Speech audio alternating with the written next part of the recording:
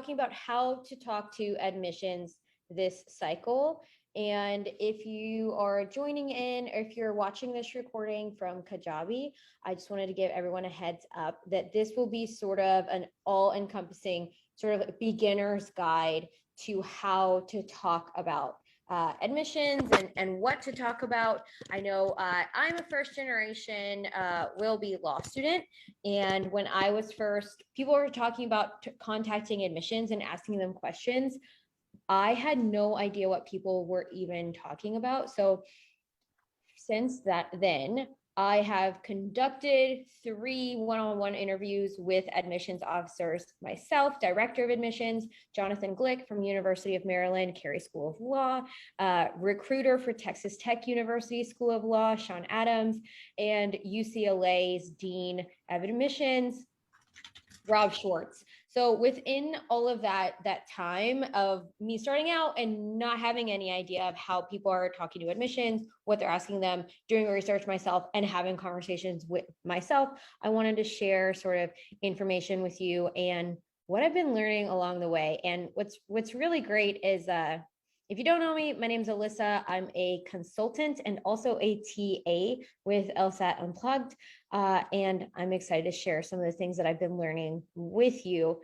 I was just talking with Ayaka about how I have been talking about admissions and talking about cycles and applying and best practices for over eight months consistently now.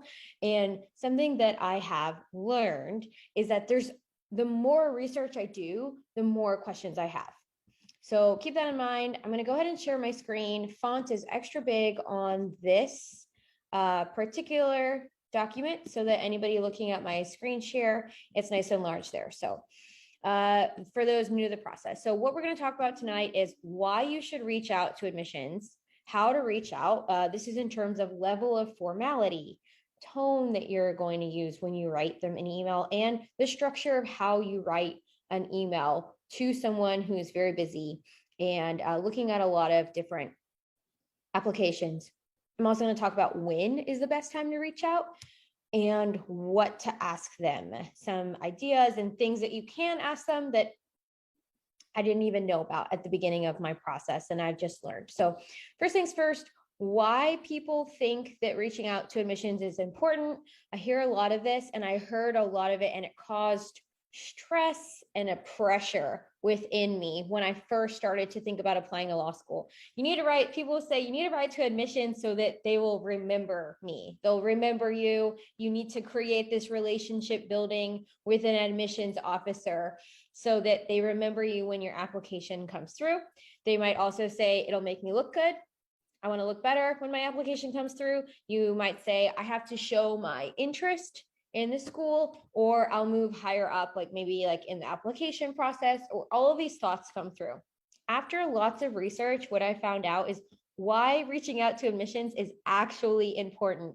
The number one most important part is that you as an applicant are more informed. If you're having mature, honest conversations about what you're looking for in a program and what they have to offer, and if it's truly a good fit, you will be able to make a better decision when accepting an offer. Switching the script a little bit from I'm doing XYZ, for example, even being a TA in LSAT Unplugged, the language, flipping the script from this makes me look good on my resume to wow, in this position, I have access to resources that are making me smarter when it comes to my decision-making process. Law school is very expensive, and I want a really healthy generation coming out of law school. That's what I would love to see. So it's going to make you more informed. Another reason why reaching out to admissions is going to be really important is that you're going to get into the practice of having conversations when you need something. And if there's something I've been learning from talking to admissions officers, they are constantly bringing up the point of leveraging professors. When you're in school, leveraging office hours, developing relationships with, for example, developing relationships with professors that have connections to courthouses, maybe if I'm speaking correctly, in the region. Maybe some professors know of an internship opportunity. that relationship building may or may not be competitive, more competitive than not, depending on what type of school you go to, what school you go to. But having conversations with people when you need something is a difficult art form. And the more that you get into the practice of it now, the better you're going to be off. And you owe it to yourself to put some thought into these conversations and these big decisions you're making. Again, flipping the script from I hope that they take me, I have to look good, I want to make myself look good, to I'm interested in this and I'm not afraid to ask questions.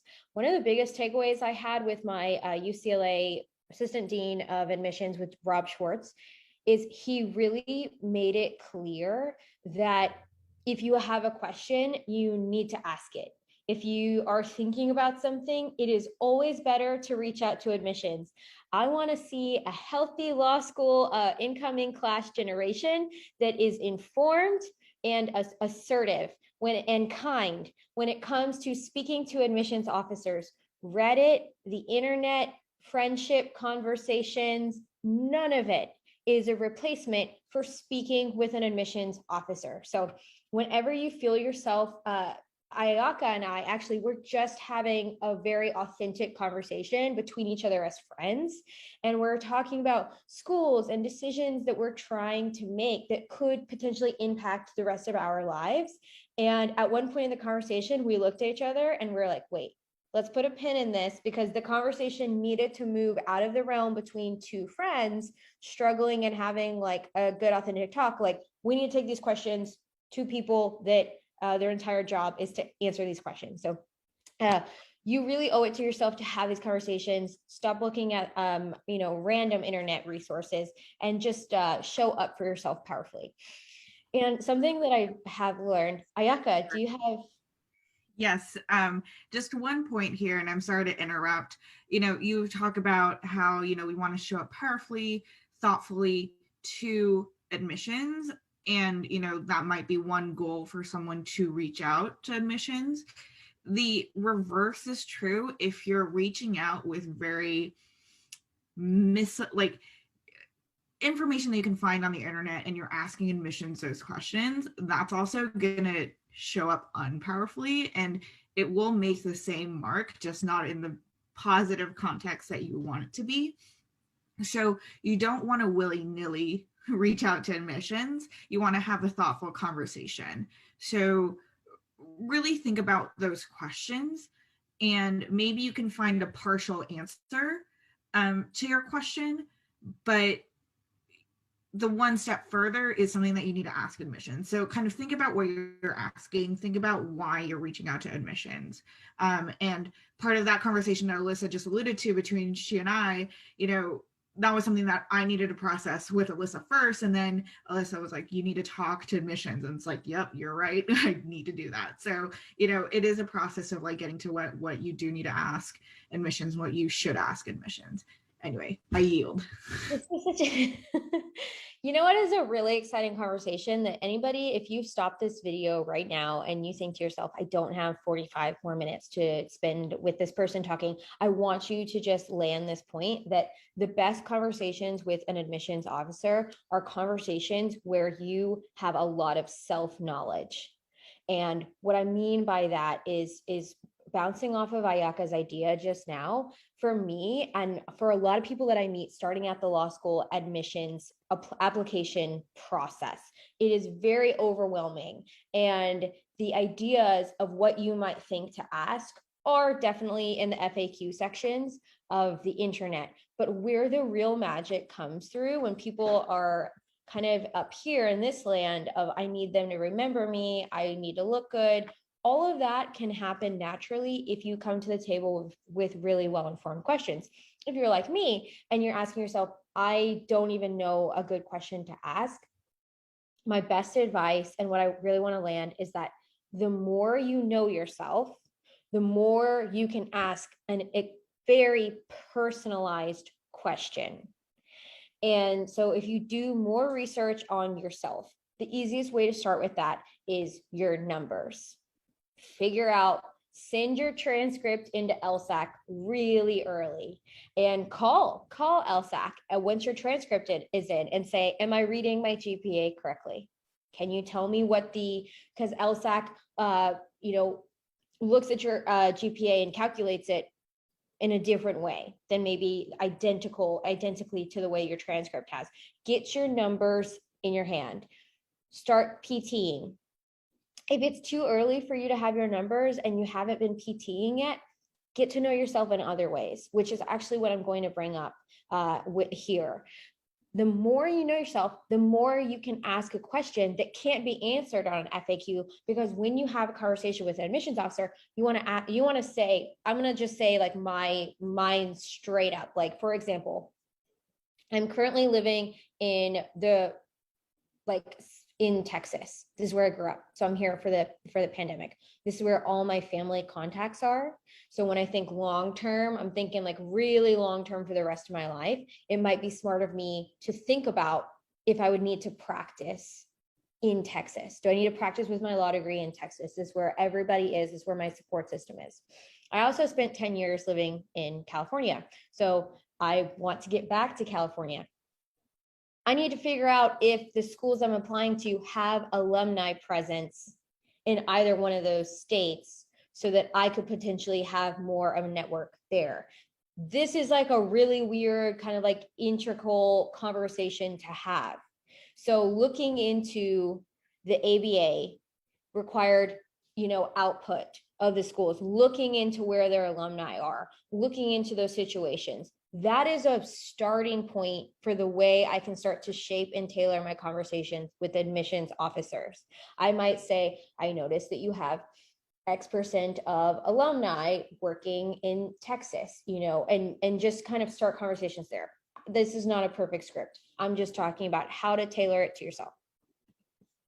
All right, so this is just a little FYI. Showing interest and visiting law schools does not necessarily equate higher priority for admissions officers. A lot of people, but it does put you in a more informed place to decide where you are going to spend your time and money. So big question, when do I visit schools? Do I visit schools before I apply? Do I visit schools after I get accepted? I hear this differently on YouTube videos. University of Michigan Dean Z, as she calls herself.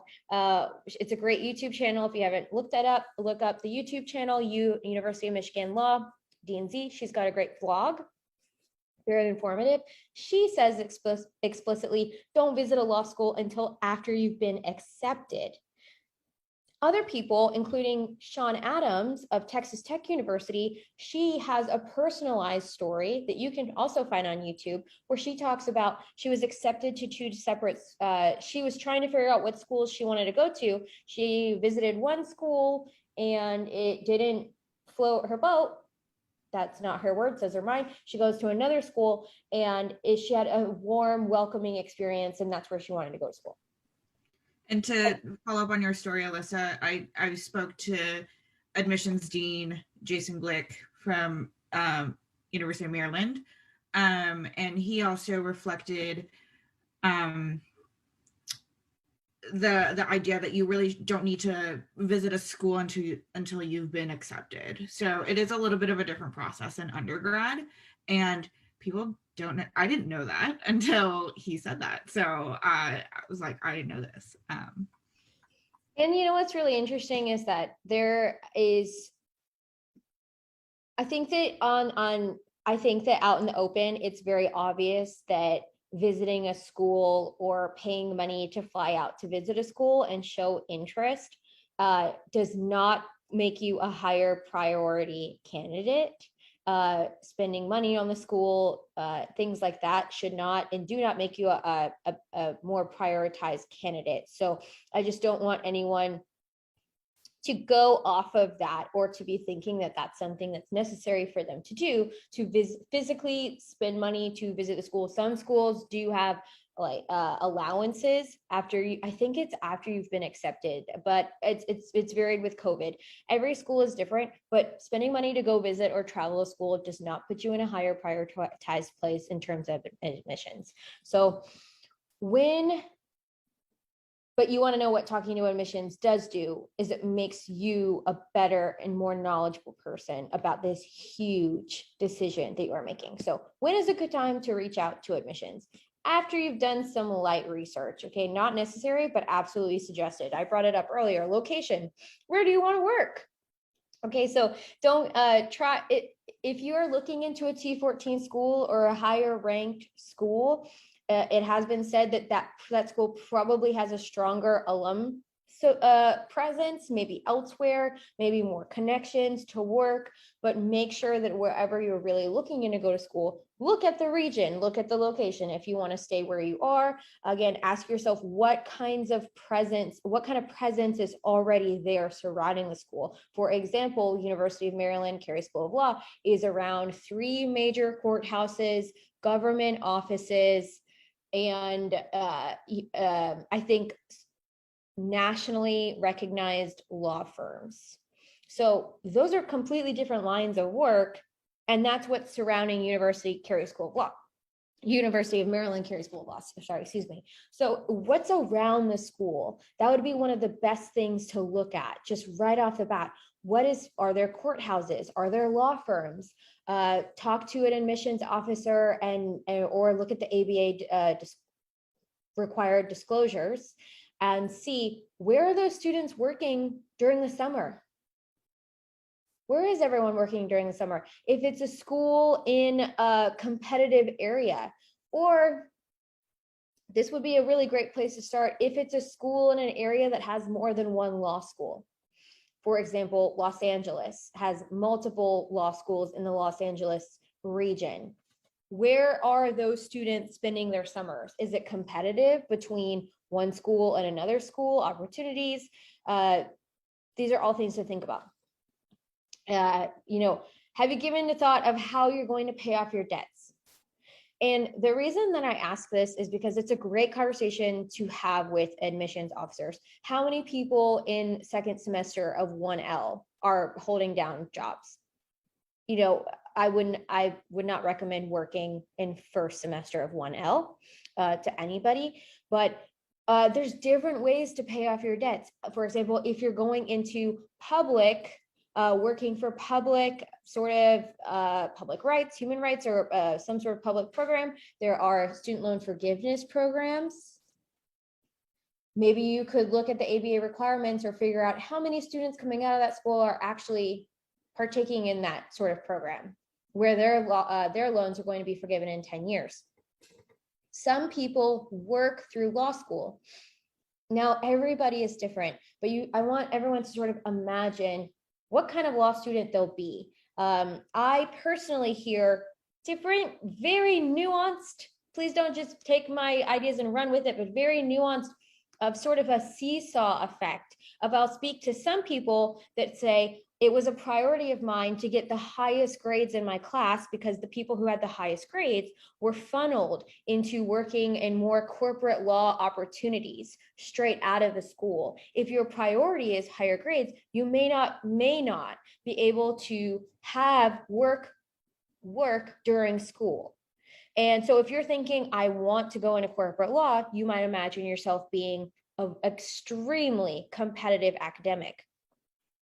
If you're looking into going into corporate law and you're going to be an extremely competitive academic, if you go to a higher ranked school, there's going to be more competition there with those students. It's all sort of a dance. Can you compete, or would you go to the highest ranked school and have to compete with other students who have gone to that highest ranked school and try to go into corporate law? It's I'm not trying to scare anyone, and of course anything is possible, but these are all things to think about. For example, her name is Rachel G. She wrote a book called The Law Career Playbook. If I'm saying it correctly, you can look it up on Amazon. She has interviews with Steve Schwartz. She went to a very small, lesser known school called Southwestern Law School, and it's in Los Angeles. And she writes in her book that people would laugh at her, almost saying it's not a real school. But she had a 6-figure corporate salary job. So she brings up a really great point of how you can have any job out of any school. But if you are planning into going into corporate law, you need to think about if you can really compete with the other students that would be there.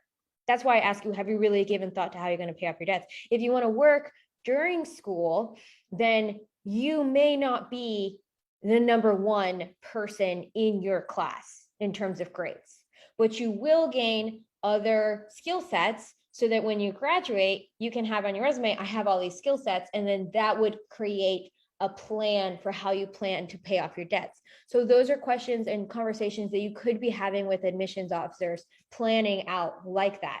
And then continuing on conversations with the student affairs officers, which is who it switches to the point of contact when you're actually in school. Alyssa, this is awesome, and I love this attention to like how you're going to pay off, the debt, if you're going to work. And I think this really applies to people who are looking to go to school, not this coming fall, but the next fall. But what are some skills, credentials you can get, that you can use when you're working part-time, maybe just 1 or 2 hours a week? For example, for myself, I have an AFAA credential for group fitness. That's an hour out of my week that I teach. And, in high demand. And when I used to teach at a school, that was $50 in your pocket for a week for teaching 1 hour, right? So it's, kind of getting these credentials that can boost that hourly rate to help you during your law school years, maybe. Are you saying having like I don't want to call like a side hustle during school? Sure. Yeah. If it's something that if you're working, let's say not minimum wage, but $10 an hour, right? $50 is 5 hours of work compared to having a credential that, it's a 1-2 day workshop, and you can boost that to $50 an hour.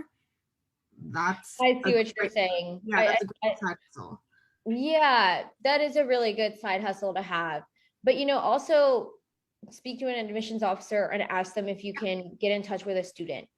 Absolutely. And have that conversation with students. And actually, just for anyone that's listening in on this conversation and is starting to think about, are they going to prioritize grades to try to funnel themselves into maybe, for example, a corporate internship or a clerkship, which would require fantastic relationships potentially with professors? Absolutely. Or are you going to do really, really well with your grades, but also work, which would not potentially perfectly or guarantee you to be funneled into corporate law or a clerkship? Potentially, this is all I'm talking completely. There's so much nuance here. But something, Ayaka, that was brought up to me, I was in an informational interview with a woman who is a lawyer. She's a practicing in-house lawyer in New York City. And she mentioned, it might be more beneficial to your career to take on work through a professor or to take on internships and leave behind the, for example, side hustles that could potentially show up more powerfully once you graduate. So absolutely. If somebody, sometimes I think everybody is different, but talking to admissions officers about what sorts of opportunities are available for work for someone in the second semester of their 1L. Like that's a pretty pointed question, to even talk about, are there job offers for the summer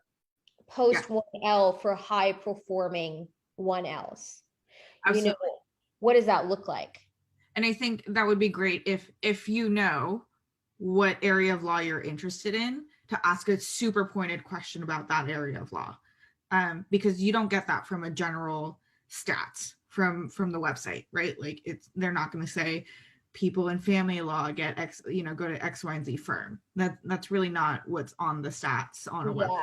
So really be pointed, really ask for the details. Definitely have that conversation with an admissions officer. So. Yeah, and in my mind, just so everyone knows why we're still looking at this screen, everything that Ayaka and I have talked about so far has been just straight up geographically. If you are planning on going to a school that's outside of the realm of where you currently live and currently plan to stay, are you going to spend your summer there? are you going to stay there, to work on certain things? Or it's okay, you don't have to be. I'm not trying to tell anyone that you have to spend your summer there, but looking at how you are going to manage your finances in terms of working during school or prioritizing your grades in school. And if you're planning on prioritizing your grades in school, I would suggest make sure that that is a realistic goal for yourself and that school. I'm trying to just balance out rankings versus job opportunities versus geographically where you're looking to go and what that kind of pool looks like. So this is how you would reach out to admissions officers.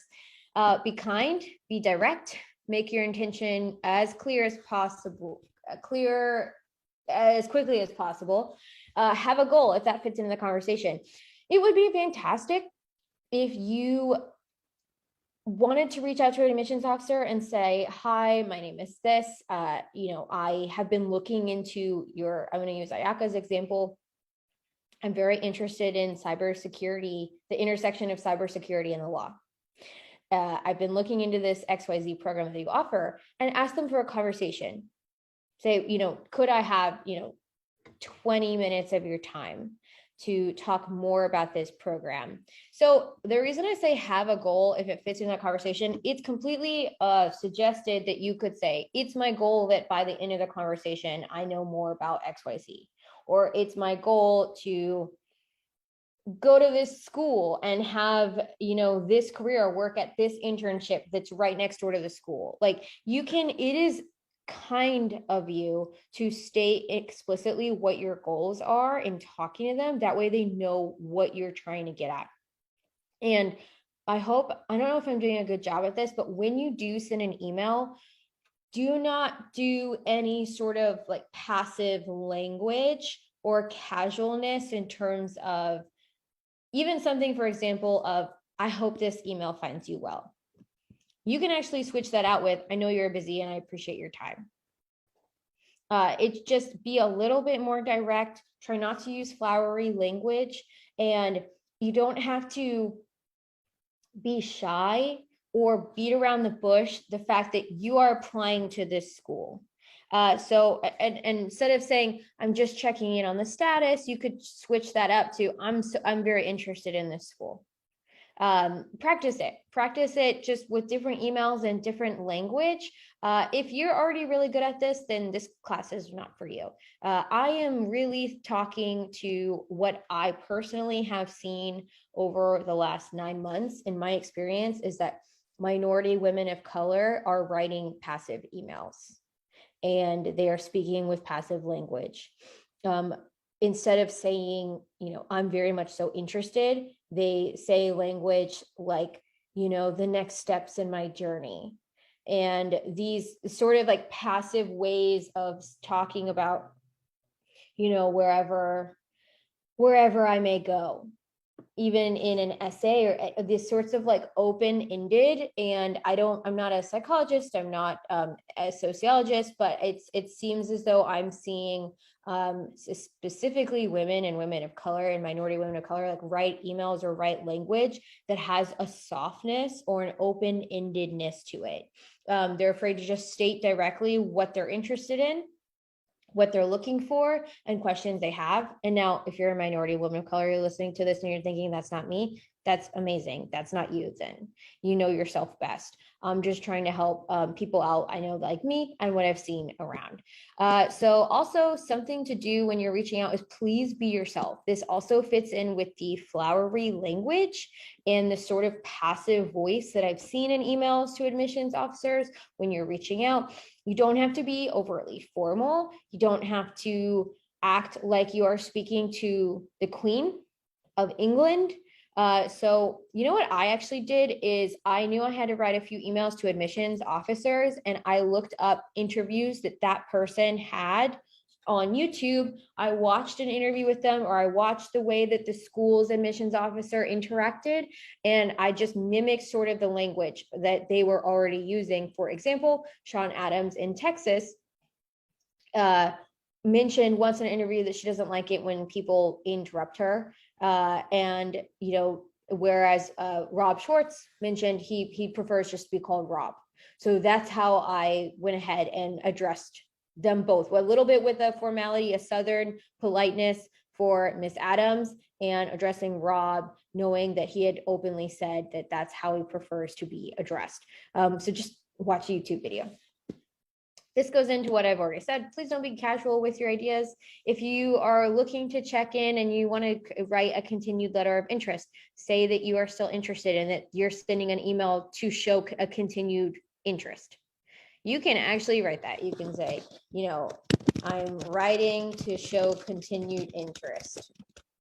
This is a clear sentence, and it's what you're really doing. You don't have to say, I hope this email finds you well. I am so grateful. Like, kindness does a lot, but a lot of the extra fluff in order to try to make people feel more comfortable is not necessary. And please do not write out your list of questions. Pretty much, I don't want to say pretty much ever, but I would suggest you say, I have questions on, and you say the following topic, like job opportunities for 1Ls in their spring semester. You could say something pointed like that. I have questions on and how I can get in touch with alumni presence in the state of Texas, if the school's in California. Say what your questions are about and ask them for a meeting. Please do not I would suggest not to send an email with 20 bullet pointed questions that you have. It's not respectful of that person's time. And it can be done, and you can develop a relationship with them on the phone or in a Zoom call. And if they say, no, I'm not offering meetings right now, say, great, I actually have a list of questions. Would you mind taking a look at them? But please do not expect them to write back in length answers to every single one of your questions if you're writing them out in the email. You can ask them in person or face-to-face.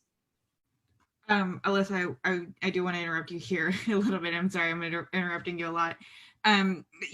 We've talked to a couple admissions officers and people who are in the admissions process and all of that.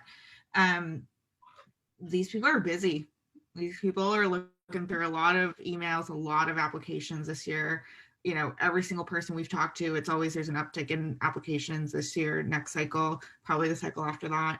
So really, the directness is not to be rude. It's kindness of respecting their time, respecting your time, and working people know you don't want to read through a flowery, long email and to see the ask in the end. That is almost more rude than seeing that ask at the top, because you just made that person read through a huge email just to ask for a Zoom call, right? So, think about who you're writing to, be respectful, be kind, all that.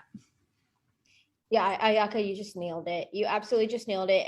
And I used to work for a company called Lululemon, and they would make us have these radical conversations with both customers and business owners, gym owners on the street, in the community. It's basically an introvert's nightmare of just how much you have to be talking with other people if you work on a retail floor there. And a trick that they actually taught me that does work is, if I'm feeling unsure of how to go about writing an email or how to go about speaking with someone or having a conversation with them, all I have to do is you can close your eyes if you want to, but take a deep breath and ask myself, what do I hope the end result of that conversation is? So for example, if I am asking to meet with an officer, or I'm asking to meet with them for 20 minutes on a Zoom call so I can ask them questions about the intersection of cyber law and the law, the cybersecurity and the law, and I want to know about how many students are really in those programs or in those clinics. Are those clinics 8 students big, or are they 100 students big? Is it something that I could spend my entire focus on during law school, or is it more of like a supplementary focus? How many things like that. I might be nervous or I might not know how to go about starting that conversation or that email. But if I ask myself, what do I hope to achieve by the end of the conversation? It could be simple. I want them to say yes to a Zoom call with me. Or I want a Zoom call scheduled. That would be better. So if I said I want a Zoom call scheduled with them, I might even say, I know you're busy and I appreciate your time. You know, would it be all right to ask to schedule a Zoom call with you? It was really just like 2 sentences. Would it be all right to ask if I can schedule a Zoom call with you? I have questions on this, and then just sign off, something like that. So Ayaka is completely correct in that. Things you can ask them if there are scholarship opportunities for high performing 1Ls. Ask if you can be in contact with students. They might say, yes, here's the student's information. Or if they're a large school, they might say, you can go to our website and find webinars that students lead. Ask them about how to request an application waiver. Sometimes though it says on their website, so make sure to do that. And something I really want to talk about tonight is ED. Something I didn't know until I was doing a lot of interviews with admissions officers was how personal the decision for ED really is. And it's just interesting because I did not know that ED is really best for someone who is prioritizing the school they're getting into over an extra savvy like financial planning. So I've heard it twice now to let a rip on ED if you are not overly concerned with financial aid, and that's because you won't receive scholarship opportunities from other schools if you pull your application from those other schools if you're accepted. That's my understanding of it. Ayaka, does that sound about right? Yeah, I think that sums it up of like, you're using, it sounds like this law school application really is, yes, you're applying, but the acceptance letter is also a negotiation of where you've been accepted versus where you want to go versus how much it's all costing you. So really, if that cost part isn't the main concern, if scholarships isn't the main thing you're going after, then probably early decision is a good choice. If you know which program you want to go to, which school you want to go to, it's not going to be as Laura Jose just mentioned, it's not going to be the make it or break it like it might be in undergrad. Right. It's not going to be that make it or break it. And also, if you are interested in applying for a binding ED program, I would assume that you want to do ED to that school because you like that school and what they have to offer so much. So if you like a school that much, you should 100% have had and are having conversations with their admissions officers. If you like a school that much, you should absolutely be speaking to an admissions officer about it and have a conversation about ED. Bring your stats. If you have your numbers, say this is around my numbers. If you have softs, talk about your softs. I don't really have softs, so just if anyone hears that and gets scared, I don't have softs, so you're not alone.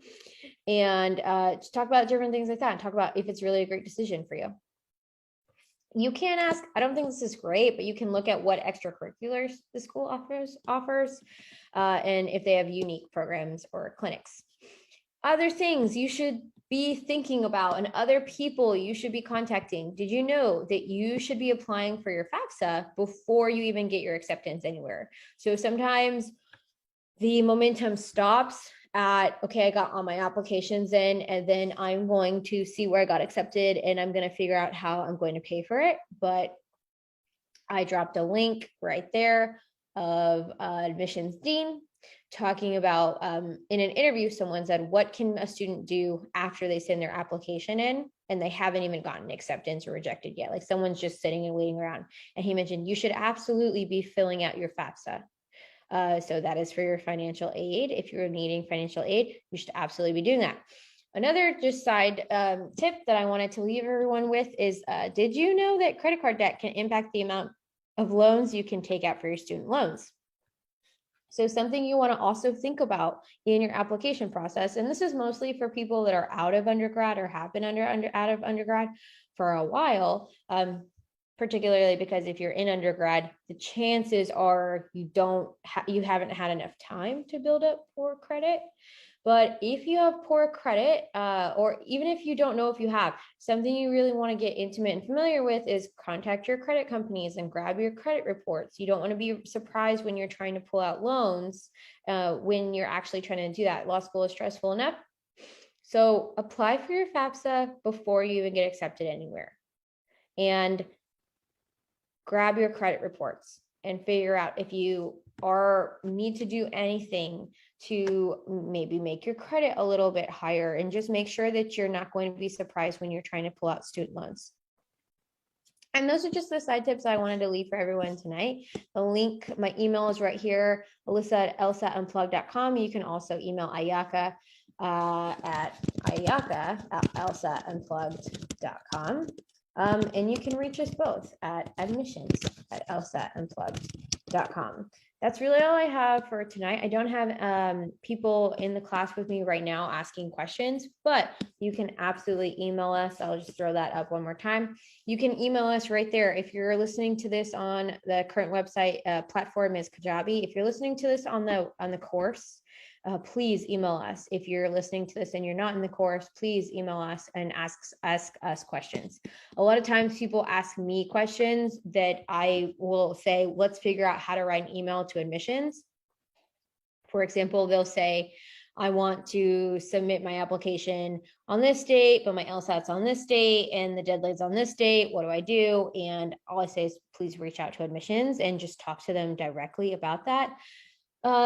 The last thing I wanted to bring up today, and I should have brought it up a lot sooner, is just if you are trying to take your LSAT and get your applications in and make a very well-informed decision for yourself and your future, it may take longer than 2 to 3 months.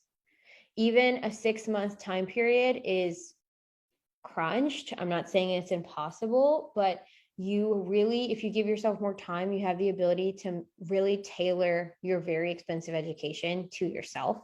And I would really suggest that. It comes across me pretty often that people are not even having conversations with admissions officers because they're just trying so hard to get their application in as fast as possible.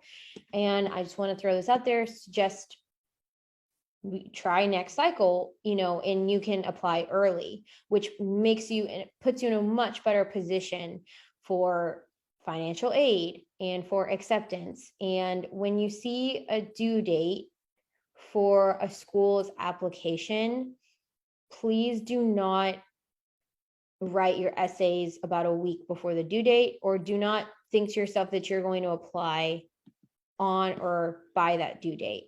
Please apply a little bit earlier because you owe it to yourself, unless there's outstanding circumstances. But I would just want to give everyone that 2 cents and consider applying early the next cycle if it could position you better. That's all I have for tonight. Ayaka, do you have anything you wanted to add? I thought that was, all correct, all brilliant insight. You and I see a couple of requests every couple of weeks of, like my application, I'm turning in my application next week. Can you take a look? And more times than not, that process has been rushed. And, every admissions officer or anyone who is in that admissions game, they all say, you need to take a lot of time to really put your application together, not just studying for the LSAT, right? Your essay does matter. Diversity statement does matter. Thoughtful resume matters. It all matters. Even if you have the best stats in the world, it all matters. So take the time, do yourself a service. And, this is not just the next 3 years. This is really and this might land better for people who've been out of undergrad for a little bit, but it is a big decision, right? It's a career. It might be on the same trajectory of a career that you're looking for, but it's still a career change. You're paying a lot of money. You're also not making money during those 3 years. So it's a commitment, and you really want to do that thoughtfully. And really, there's a lot of information out there. There's a lot of false information out there. But really reaching out to admissions will get you the right information for the right school for you. You said it beautifully. I got nothing else. And I want to say thank you to everyone. And thanks for joining LSAT Unplugged. And we'll see you next week. Thanks for tuning into the show. Please subscribe if you haven't done so already to be notified of new episodes as I release them. And feel free to reach out if you need anything at all as you move forward with your prep. I'm happy to help however I can. In the meantime, I'll wish you all the best and take care.